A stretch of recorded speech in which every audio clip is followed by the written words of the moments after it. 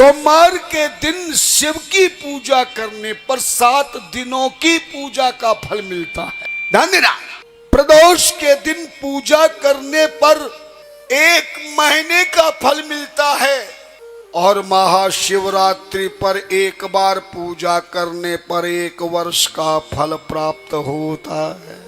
ध्यान देना, पर पूजा करने पर फल कब प्राप्त होगा?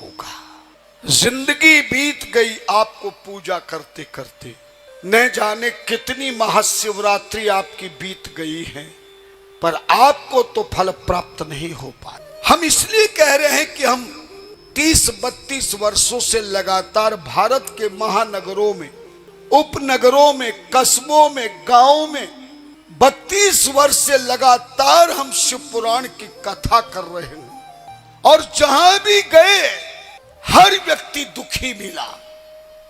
तब हम समझ गए कि पूजा का फल नहीं प्राप्त हो रहा।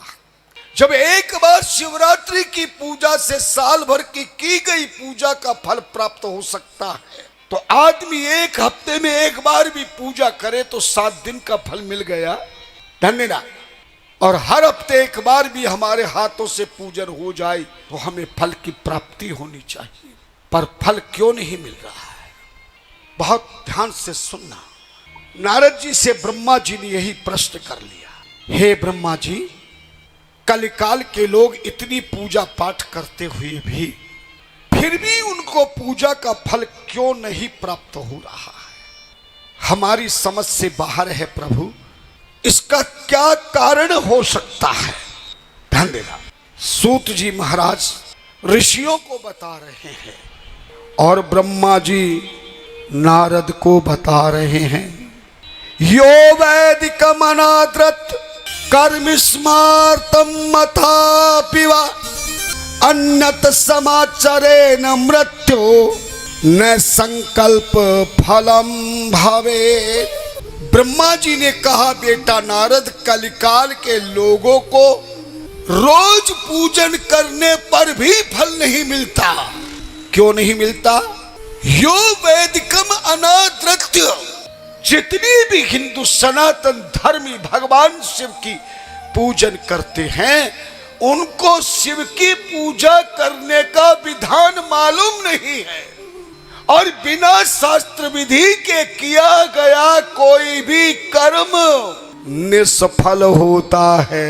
ध्यान देना, आज किसी से पूछो कि शिव जी के मंदिर में जाओ तो घर से क्या लेकर जाना चाहिए, मंदिर में जाओ तो प्रवेश करो तो क्या करना चाहिए, शिव जी की पूजा करो तो जल चढ़ाने के लिए कौन सी दिशा में मुख करना चाहिए, 1 लोटा जल का चढ़ाएं तो लोटा कैसे पकड़ना चाहिए, लाल चंदन लगाना हो तो कहाँ लगाना चाहिए, कैसे लगाना चाहिए, और पूजा में तो चावल कभी भूलकर भी नहीं चढ़ाना चाहिए। क्या नहीं चढ़ाना चाहिए? चावल। और तुमने तो न जाने कितने क्विंटल चावल अब तक जिंदगी में पूजा में चढ़ा दिए होंगे। कैसे फूल चढ़ाना चाहिए, कैसे दीपक दिखाना चाहिए, कैसे धूप बत्ती दिखाना चाहिए, कैसे प्रार्थना करनी चाहिए। जब तक विधिवत कोई कर्म नहीं करोगे, चाहे धार्मिक कर्म हो या संसारिक कर्म हो, उसका फल प्राप्त नहीं हो सकता। ऐसा गीता में भी भगवान कृष्ण अर्जुन को समझा रहे हैं। ये शास्त्र विधिम उत्सर्जे वर्तते काम कारतः न स सिद्धि वापनोति न सुखम न पराम गति। गीता का श्लोक है और अध्याय मालूम करो तो 16वां अध्याय है, श्लोक मालूम करो तो 23वां श्लोक है। ये शास्त्र विधिम उत्सर्जे, यह मानी जो शास्त्र विधिम उत्सर्जे, शास्त्र विधि को छोड़कर वर्तते काम कारता है, मन माने ढंग से कर्म कर रहे हैं, इसलिए न स सिद्धि वापनोति। ध्यान देना, कथा में मन माने ढंग से किए गए पूजा पाठ, जब तब यज्ञ हवन अनुष्ठान आराधना साधना का कोई फल प्राप्त नहीं होता। यही बात रामचरितमानस में तुलसीदास जी महाराज ने लिखा है। उत्तरकांड में। श्रुति सम्मत हरि भक्ति पथ संजुम विरत विवेक, ते न चलही नर मोह बस, कल्पहि पंथ आने। श्रुति सम्मत हरि भक्ति पथ संयुत विरत विवेक, जो वेद शास्त्रों में जो विधान दिया है उसको सुने बिना समझे बिना तेन चला ही नरमोह बस। संसार का व्यक्ति भगवान की पूजा पाठ जब तप यज्ञ हवन में इतनी जल्दबाजी करता कि जल्दी से पूजा समाप्त और हम नाश्ते की ओर भागे या फिर अपने रास्ते की ओर भागे। जब विधिवत कोई कर्म नहीं करोगे तो फिर फल कैसे प्राप्त होगा? ध्यान देना। सूत जी महाराज कहते हैं, ऋषियों आज यही कारण है ना हमें शिव मंदिर में जाना आता है, न मंदिर में प्रवेश करना आता है, न शिवलिंग पर जल चढ़ाते समय लोटा पकड़ना आता है, न जल चढ़ाना आता है, न चंदन लगाना आता है। ध्यान देना। आपको सुनकर के थोड़ी सी हृदय में चोट लग रही होगी, ये कहां से महाराज उठा लाए जो हमें कह रहे कि हमें कोई ज्ञान नहीं है। और सच कहूं तो तुम पूजा की तो बात छोड़ो, ना तुम्हें मंजन करना आता है, ना तुम्हें नहाना आता है, न कपड़े धोना आता है, ना तुम्हें कपड़े सुखाना आता, न कपड़े पहनना आता है। संत की वाणी सुनार की हथौड़ी है। हथौड़ी भले धीरे धीरे लगाता है, पर बिना हथौड़ी के सोना कभी आभूषण नहीं बन सकता, और बिना आभूषण के कोई भी सोना गले में हाथ में नहीं पहन सकता। कोई पति 10 ग्राम का बिस्कुट में चैन डलवा के लाके घरवाली से कह लो 10 ग्राम का सोने का बिस्कुट गले में डाल ले, 10 ग्राम का बिस्कुट डालने पर भी वो सोना शोभायमान होगा क्या? बोलो ना। नहीं। जबकि 4-5 ग्राम की छोटी सी अंगूठी भी हाथ में शोभा देती। ध्यान देना। आप सब्जी बनाते हो तो हर सब्जी का विधान जो जानती वही तो बना सकती है ना। बिना विधि विधान के यदि सब्जी बनाओगे, भोजन बनाओगे, तो सब्जी का स्वाद बिगड़ जाएगा ना। बोलो ना। अगर कढ़ी बनाते समय जीरे का छोंक दे दिया तो किसका छोंक लगता है कढ़ी में? क्या बात है। देखो, और जिस पुरुष को पता लग जाए कि कढ़ी का छोंक किसमें लगता है तो समझ लो घरवाली उसी से भोजन बनवाती है। हाँ। विधान से काम करो। मैं तुम्हें वही सिखाने आया हूं। बताया था कागज पेन लेकर आना। सबसे पहले तो घर से मंदिर जाना सीखो। कभी भी घर से मंदिर जाओ तो समय लेकर जाना। समय नहीं है तो आपको मंदिर में जाने की आवश्यकता नहीं। अपने हृदय के मन को ही मंदिर बना लीजिए और मन ही मन भगवान की पूजा कर लीजिए और चले जाइए अपने काम में। देखो उधर देख रही, वो क्या देखोगे उसका? वो जा रही तो तुम भी जाओगे क्या? ध्यान कथा में होना चाहिए। इसीलिए हम कहते कि आगे कोई ना आवे, पर यजमान का परिवार तो हट कर चुका है कि हम कथा के बीच में उठेंगे। कल से जो उठने वाला उसकी कुर्सी इधर लगा दी, ये सोफा लगी है ना। देखो मुख्य यजमान बिल्कुल जब बैठ जाता है तो फिर उठने का नाम नहीं। अब कोई भी आगे से आएगा नहीं, जाएगा नहीं। हम तुम्हारा ध्यान भटकता है तो मेरे गले में प्राण अटकता है। कथा करना कोई मामूली बात नहीं। लोग कह तो देते हैं कि अच्छी करते हो, पर अच्छी करने के लिए माहौल बनाना पड़ता है, नींव डालनी पड़ती है, तब कहीं मकान तैयार हो जाता है, कथा का मुकाम तैयार होता है। सबसे पहले जाने से पहले नियम बना लेना, किसी भी धर्म कर्म को करने से पहले तभी आप उस काम को प्रारंभ करें जब आपके पास समय हो, शुद्ध तन हो और शुद्ध मन हो, क्योंकि मन के बिना किया हुआ कोई भी कार्य भगवान स्वीकार नहीं करते हैं। भगवान कहते मैं तन को नहीं देखता, मैं मन को देखता हूं, है ना।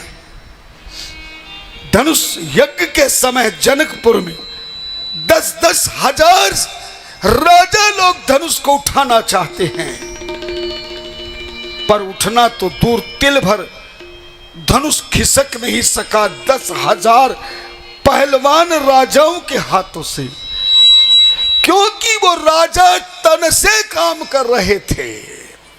किससे काम कर रहे थे? तन से। लेकिन जब प्रभु श्री राम को गुरुदेव ने आदेश किया, उठाओ राम भंजन भव चापा, मेटहु तात जनक परितापा, तो राम उठे। राम ने शरीर का बल नहीं लगाया, बस मन से ही गुरुदेव की पूजा कर दी। गुरु ही प्रणाम मन ही मन कीना।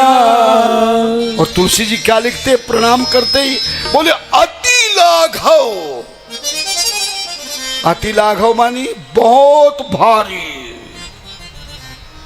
गुरु ही प्रणाम मन ही मन कीना, अति लाघवी उठाए धनु लीना। अति लाघवी उठाए धनु लीना। मन से किया काम भगवान स्वीकार करते। मन हो तभी धर्म कर्म करना शुरू करना, मन नहीं है तो बिल्कुल मत करना। आज हम करते तो है लेकिन मन कहीं और होता है, केवल तन को भगवान के काम में लगाते हैं, पहली कमी। दूसरा, जब भी अपने घर से बाहर चलो तो 5 बार हरिओम हरिओम हरिओम बोलना। कितनी बार बोलेंगे? 5 बार। ये हरिओम कैसे प्रकट हुआ, क्या अर्थ है, क्यों बोला जाता है, ये तो कल की कथा में सुनाऊंगा। पर आज केवल इतना समझ लो कि 5 बार घर से निकलते समय हरिओम बोलना।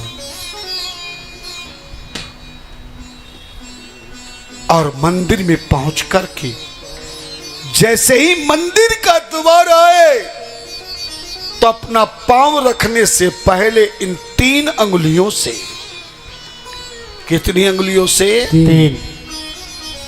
3 अंगुलियों से 3 बार मंदिर के द्वार पर 3 बार प्रणाम इन 3 अंगुलियों से करके भाग्य में लगाना। ध्यान देना, ये 3 अंगुलियों से क्यों प्रणाम करना चाहिए? शास्त्र कहता है अनामिका शक्ति दुक्ता, मध्यमा स्करी मता, तर्जनी मोक्षदायनी।